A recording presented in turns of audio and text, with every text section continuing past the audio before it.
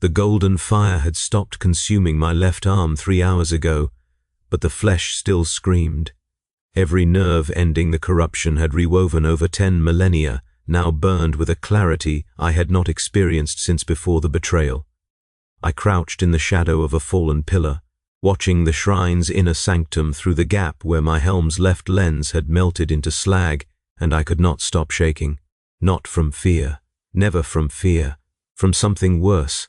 Kyle was dead. Vorith was dead. The entire warband I had led through the warp for 3 centuries lay scattered across the processional in pieces, their corrupted ceramite still glowing where the light had touched them. 17 warriors who had followed me into the maw of reality itself, who had bathed in the blood of 100 worlds, reduced to carbon and screaming echoes in the span of 12 heartbeats. I had counted 12 heartbeats. My hearts, both of them, pounding in a rhythm I had forgotten they could produce. Clean, synchronized, healthy. The shrine's central relic still blazed at the heart of the sanctum, a column of radiance so pure that looking at it directly made my remaining eye weep blood. I had been staring at it for 3 hours. The blood would not stop. Something in the light had broken the clotting factors my Laraman cells had mutated to produce, and now I bled like a mortal man. Red blood. Not the black ichor that had pumped through my secondary heart since the ritual on Calth. Red. Marcus. The name surfaced like a drowned corpse, bloated and terrible. I shoved it back down into the dark water of my mind and ground my teeth until ceramite-reinforced enamel cracked.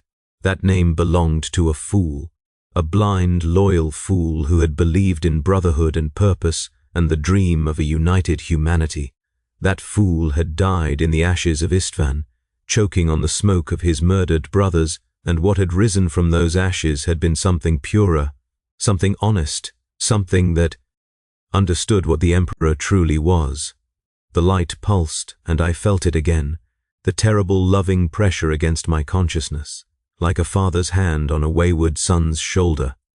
I screamed and threw myself backward, crashing through a row of devotional pews, my power armor's servos shrieking in protest. The wood shattered around me, Imperial oak, consecrated and carved with prayers. Where it touched my exposed skin, it burned. Everything burned now.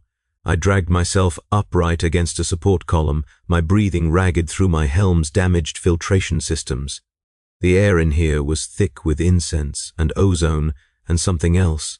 Something that smelled like the forged temples of Mars before the schism, like sacred oil and hopeful purpose. It made me want to vomit. It made me want to weep. The sister still lived. I could see her through the smoke, kneeling at the base of the relic's dais, her white hair hanging loose around her shoulders where her coif had burned away. She should have been the first to die. I had put my chainsword through her chest before the light erupted, felt the blade's teeth catch on her sternum and shred her secondary lungs. I had watched her blood spray across the altar. I had moved on to the canoness before she finished falling. But she was not dead. She knelt in the radiance, her arms spread wide, her ruined chest heaving with breath she should not be able to draw, and she was singing. The hymn was old, pre-heresy old. I recognized the melody from services I had attended in the fortress monastery of my legion, back when we still gathered in the chapel and pretended that ceremony mattered, back when the chaplains spoke of duty and honor rather than power and ascension. The words were different now, twisted by 10,000 years of theological drift, but the bones of the song remained the same, and I remembered every word. That terrified me more than anything else, more than my red blood, more than my clean-beating hearts, more than the light that pressed against the walls of my soul like a tide against crumbling stone. I remembered the song, and some part of me wanted to sing along. I would kill her. I would silence that voice before it wormed any deeper into whatever remained of my mind.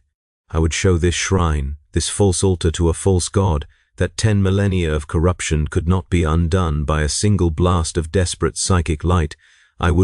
My legs would not move. I stared down at them, at the scarred black ceramite that had carried me across 1,000 battlefields, at the greaves still stained with the blood of the PDF garrison we had slaughtered to reach this place. The corruption marks on the armor's surface were fading, The brass trim that had grown into the original livery during my first communion with the gods was flaking away like dead skin, revealing the original color beneath. Twilight purple, the color of my legion before the betrayal. I had not seen that color in 10,000 years. The sister's voice rose, reaching a crescendo that echoed off the vaulted ceiling and shattered what remained of the stained glass windows. Light poured in from outside now, golden and pure, as if the very sun had aligned itself to amplify the relic's radiance. It fell across my armor in patterns that burned, and where it touched, more brass flaked away. More purple emerged. Not just purple. Gold. The gold of the aquila I had carved from my chest plate with my own combat knife on the killing fields of Istvan V, while the bodies of my brothers cooled around me, and the War Master's laughter echoed across the Vox. The eagle was coming back.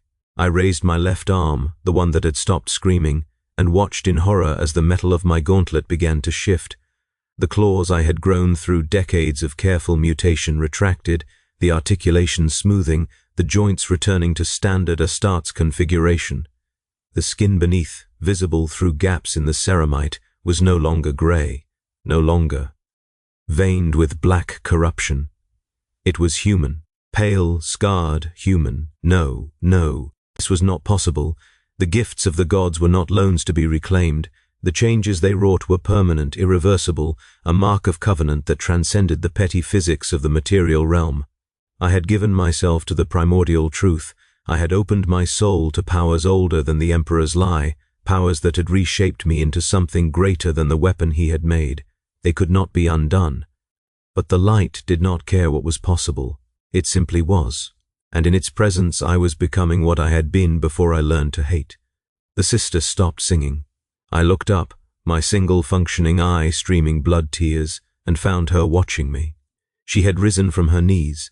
The wound in her chest was closing, the flesh knitting together with a speed that would have impressed even the apothecaries of my former legion. She walked toward me through the rubble, her bare feet leaving bloody footprints on the consecrated stone, and her eyes were not her own. They glowed, golden, blazing with the same light that poured from the relic behind her. She was not the sister anymore. Or perhaps she was more than the sister had ever been. Perhaps the flesh was merely a vessel now. And what looked through those eyes at me was something I had spent 10,000 years fleeing. I tried to raise my chainsword. The weapon's teeth caught, ground against each other, and then the entire mechanism seized. The brass filigree that had grown into the blade's housing cracked and fell away, and then the blade itself began to change, the corruption-forged teeth straightening, dulling, returning to their factory specifications. The weapon became useless in my hand, a relic of a traitor's armory transforming back into the simple killing tool it had been when I first received it from my legion's armorer. The name Brennan was etched into the handle. I had not carved it away. I had simply stopped looking at it. She stopped 3 paces from me. The light emanating from her form was warm, not burning. Warm in a way I had not felt since before the betrayal, since the fires of Istvan had frozen something in my soul that I thought could never thaw. She looked at me with eyes that contained multitudes, and I saw grief there. Terrible, ancient, familiar grief. I had seen that grief in the eyes of the chaplain who had tried to stop me that night in the fortress monastery when I had made my choice. Brother Chaplain Hendricks, who had been more father to me than my biological sire, who had taught me the catechisms I now mocked and the oaths I now betrayed. He had stood in the doorway of the armory, with his crozius raised and his skull helm removed, and he had wept as he begged me to reconsider. I had killed him first, made an example of him. His blood had been the seal on my new covenant, but he had said something as my blade pierced his primary heart, something I had buried so deep that even the gods' most invasive whispers had never dredged it up. You will remember this moment, Marcus. When the light finds you again, and it will find you, brother, for his love is inescapable, you will remember. And you will understand. I had laughed in his dying face. I had told him there was no light, no love, only power, and those too weak to seize it. I had watched the hope drain from his eyes and felt nothing but contempt for his foolishness. Now, 10,000 years later, standing in the radiance of an Imperial relic, while a mortal woman channeled something beyond my comprehension, I understood. This was the moment. This was what he had seen, what prophetic grace had shown him in his final seconds. This was the light finding me again. And I did remember everything. The memories came in a flood, breaking through 10 millennia of carefully constructed walls. Not the memories I had rehearsed, the litany of grievances and justifications that had sustained my hatred across the ages. These were the other memories, the ones I had buried, the ones the corruption had been built upon like a fortress raised on a foundation of rotted wood. I remembered my first deployment as a full battle brother, the pride that had swelled in my chest as I stood among my squad and looked out at the stars we had been created to conquer. I remembered the way Brother Sergeant Erickson had clapped my shoulder and told me I had earned my place. I remembered believing him. I remembered wanting nothing more than to be worthy of that faith. I remembered the first world we saved, not conquered, saved. A colony on the edge of the galaxy, beset by Xenos raiders, its population huddled in bunkers while their militia made a last stand at the starport. We had descended like angels of death, and we had been. The creatures had fled before our wrath. The colonists had wept with relief. A child, a tiny thing with eyes too large for her malnourished face, had touched my gauntlet with trembling fingers and whispered thank you. I had felt, in that moment, that everything made sense, that the modifications, the training, the separation from baseline humanity, all of it had been worth it, that I was exactly what I had been made to be. I remembered the day I learned of the Emperor's true nature, not from the War Master's poisoned whispers. Earlier, a meditation session with Hendrix, deep in the fortress monastery's most ancient sanctum, where the air still carried the scent of the Legion's founding rituals. He had told me that the Emperor was not a god, that he denied divinity, that he was simply the most powerful and visionary human ever born, and that our duty was not worship but service. I had been relieved. I had never been comfortable with the quasi-religious ceremonies some legions embraced. The truth Hendrix offered, service through strength, duty without divinity, had felt clean. Right. That truth had not changed. The Emperor had never claimed godhood. Whatever he was now, whatever the golden throne had made of him, the man who had created my legion had refused worship. So who was the liar? He for denying what he was, or the War Master for claiming it was a deception, or me for choosing to believe whichever answer let me do what I wanted? The woman with the golden eyes knelt before me. The gesture was incongruous. I was a monster, a traitor, a creature so steeped in corruption that my mere presence should have defiled the very stones beneath my feet. But she knelt, and she took my transformed left hand in both of hers, and the warmth of her touch was so genuine that I felt something crack in my chest. Not my armor. Something deeper. She spoke, and her voice was not her own. It was layered, harmonic, carrying frequencies that my enhanced hearing could barely process. It was the voice of a primarch. It was the voice of a billion prayers spoken simultaneously. It was the voice of a father who had watched his sons murder each other and never stopped loving them anyway. Marcus Brennan, do you remember what you swore? I could not answer. My throat had closed. My helm's vox grill had fused, but I did not need to speak because the voice already knew. I remembered my oath of moment, spoken before my first battle. The words were ashes in my mouth, a contract I had broken so thoroughly that its very memory seemed like blasphemy. I had sworn to serve, to protect, to place the survival of humanity above my own glory. I had sworn on my honor, on my legion's honor, on the blood of my brothers, and the name of the Emperor who had made me. Then I had murdered my brothers. I had bathed in their blood. I had used their names as curses, and their memories as fuel for rituals that would have made my creators weep. I had become everything I had sworn to destroy. The light intensified. I felt it penetrating my armor, passing through ceramite and synth muscle and gene-enhanced bone as if they were not there. It touched the corruption in my marrow. It touched the mutations woven into my genetic structure. It touched the dark prayers tattooed on my soul in languages older than humanity, and it burned. Not the burning I had experienced before, the searing pain of light meeting darkness. This was different. This was purification. I felt the corruption screaming as it was scoured away, felt the daemon-touched modifications to my biology unraveling like poorly woven cloth. The pain was beyond anything the gods had ever shown me, beyond the ecstasies of transformation, beyond the agonies of failed rituals, beyond the exquisite torment of communion with the warp. This was the pain of becoming myself again. I screamed. The sound that emerged from my helm was not a battle cry, not a curse, not a prayer to the primordial powers. It was the howl of a man who had been lost in darkness for 10,000 years and was now being dragged, inch by agonizing inch, back into the light. My armor cracked. The plates that had been fused to my skin during my first possession split apart and fell away, revealing flesh that was healing even as it was exposed.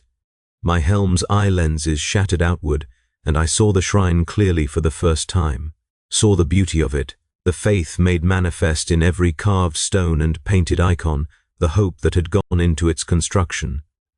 Hope. I had forgotten what hope looked like. The relic's light pulsed, and I felt something stir in my chest.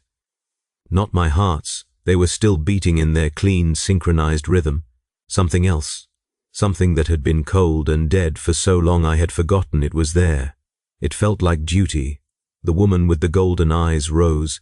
The light in her gaze was fading now, the presence that had spoken through her withdrawing like a tide.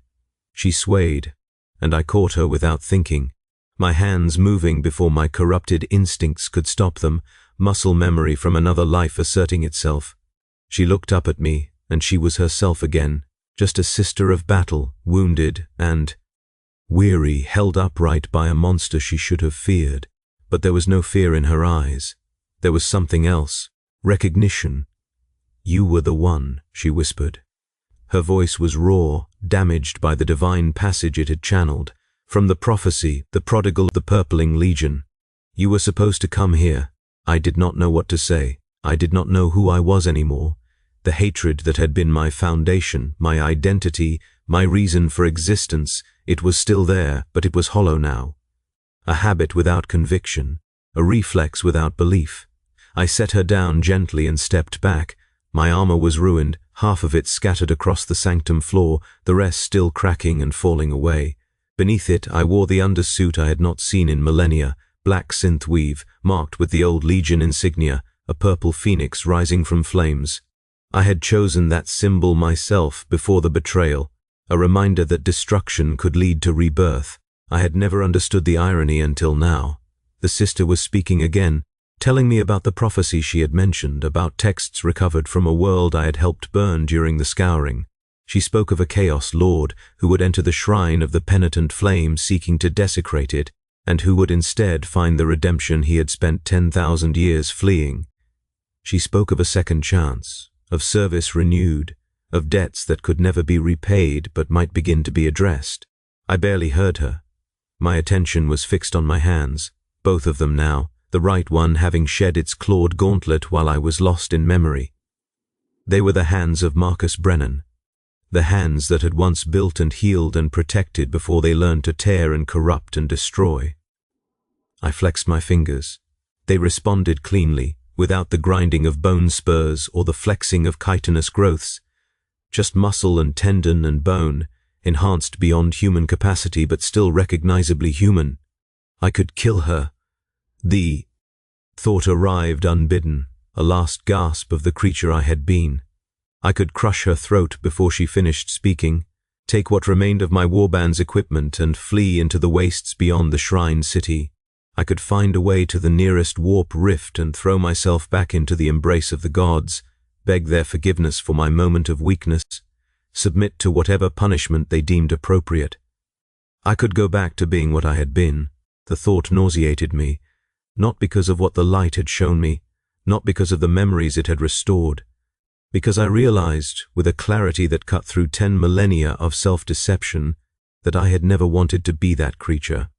I had become it because I was afraid, because the War Master had offered certainty in a universe that suddenly seemed uncertain, because killing my brothers had been easier than admitting I did not understand what was happening to the Imperium.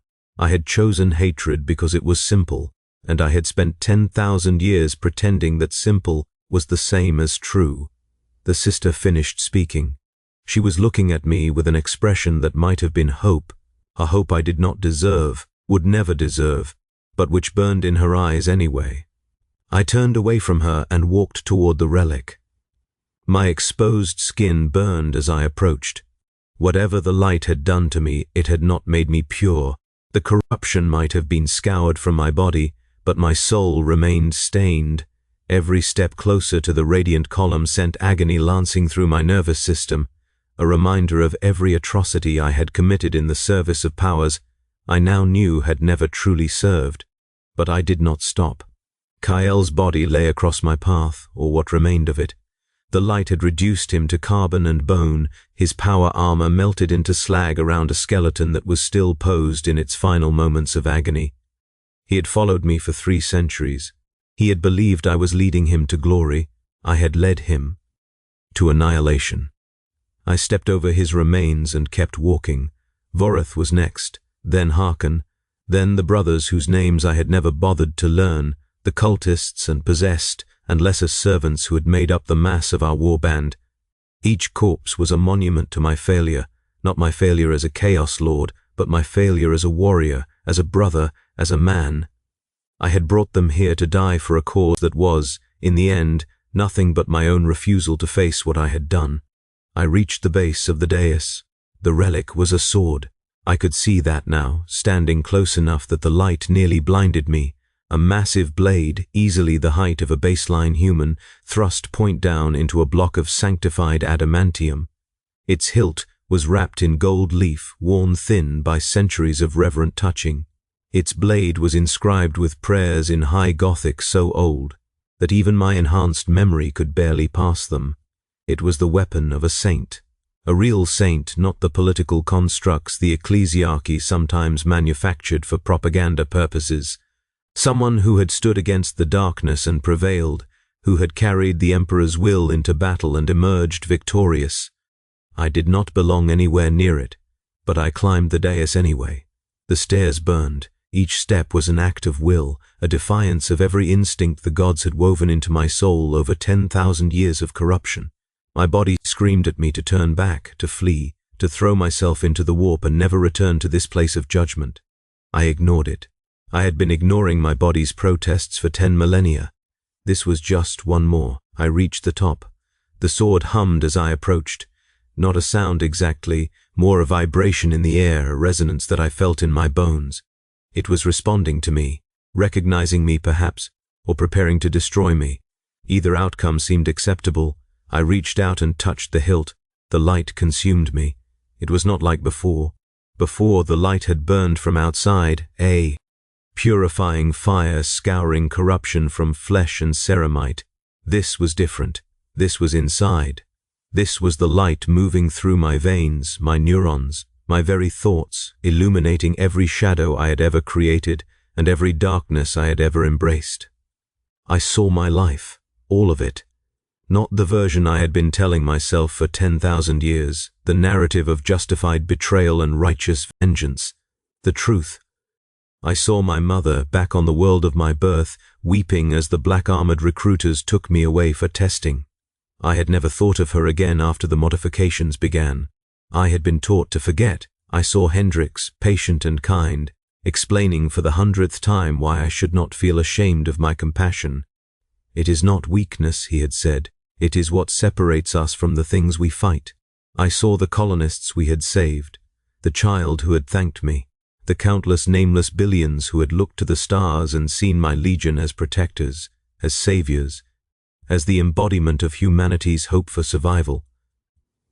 I saw Istvan V, not the glorious victory the War Master had promised, the butchery, the betrayal, brothers turning on brothers in the ash-choked killing fields, bolter rounds shattering ceramite that had been crafted in the same forges, blades that had been sanctified with the same oils turning red with kindred blood.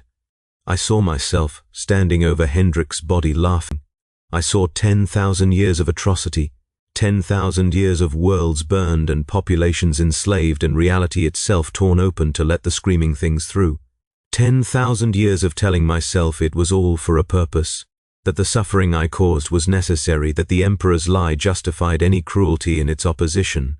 I saw the truth. I had been afraid, just afraid. Afraid of uncertainty, of complexity, of a universe that refused to provide easy answers. And because I was afraid, I had chosen the path that seemed simplest. The path of hatred, the path of destruction. The path that let me stop asking questions and start giving orders. I had murdered my brothers because I was a coward. The light withdrew, not gently. It tore itself free of my consciousness, leaving wounds that I knew would never fully heal. I fell to my knees on the dais, my hand still gripping the sword's hilt, and I wept. Not for myself. I did not deserve tears. I wept for Hendrix, for the child on the colony world, for every soul I had extinguished in my 10,000-year flight from my own cowardice. I wept until there was nothing left. The sister found me there some time later. The light had faded to a tolerable glow. The sword remained warm beneath my palm. I had not let go of it. I did not know if I could. She knelt beside me.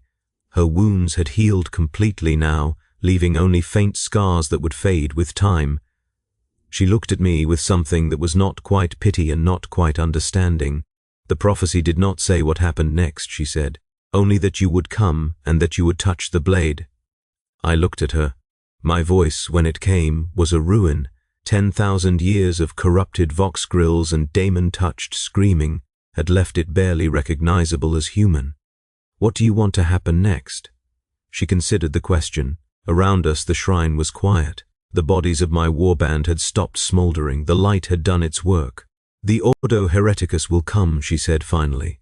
When they learn what happened here, they will want to examine you, study you, probably execute you eventually. Yes, I had expected as much. Or, she paused, weighing her words, you could leave before they arrive. Take the sword. It seems to have chosen you, though I cannot imagine why. Go somewhere they will not find you. And do what? What you should have done 10,000 years ago. Her eyes were steady, unafraid. She had died today and been raised by something beyond mortal comprehension, and she was giving counsel to a monster who had murdered her sisters without hesitation. Serve. The word hung in the air between us. I looked down at the sword in my hand. It was lighter than it should have been, lighter than any blade I had wielded since my days as a loyal space marine. The prayers inscribed on its surface seemed to shift as I watched, rearranging themselves into configurations I almost recognized. The weight of 10,000 years pressed down on me. The weight of every atrocity, every betrayal, every screaming soul I had sent to the warp in the name of gods who had never cared about anything but my suffering. It was a weight I could never escape, a debt I could never repay, but I could start. I rose to my feet. The sword came with me, sliding free of the adamantium block as if it had never been embedded at all. It felt right in my hand. Not comfortable, it burned still, a low persistent pain that I suspected would never fade, but right. A reminder. A penance. The sister watched me with something that might have been approval. Go south, she said. There is a regiment of the Emperor's soldiers holding a fortress against a Xenos incursion. They have been calling for reinforcement for weeks. None has come. And you think one Astartes will make a difference? I think Marcus Brennan might. She smiled, and it was a terrible thing, a smile that knew exactly what I was and chose to offer hope anyway. The monster who called himself Void Lord is dead. Let him stay that way. I nodded. Once, there was nothing else to say. Words could not redeem me. Only action, only service, only the slow, grinding work of spending whatever remained of my existence in opposition to everything I had become. The shrine had a secondary entrance, an emergency passage used by the priests during the siege. I found it easily. My tactical knowledge remained intact, even if everything else had changed. As I walked through the corridor, my hand trailing along the consecrated stone, I heard the sister's voice echo behind. Me. When they ask who saved them, she called, tell them it was a ghost. Tell them the dead can still serve." I did not reply. I simply walked into the light of the dying sun, my ruined armor falling away with each step, the saint's blade burning in my grip. 10,000 years of darkness. And now, finally, the first step towards something else.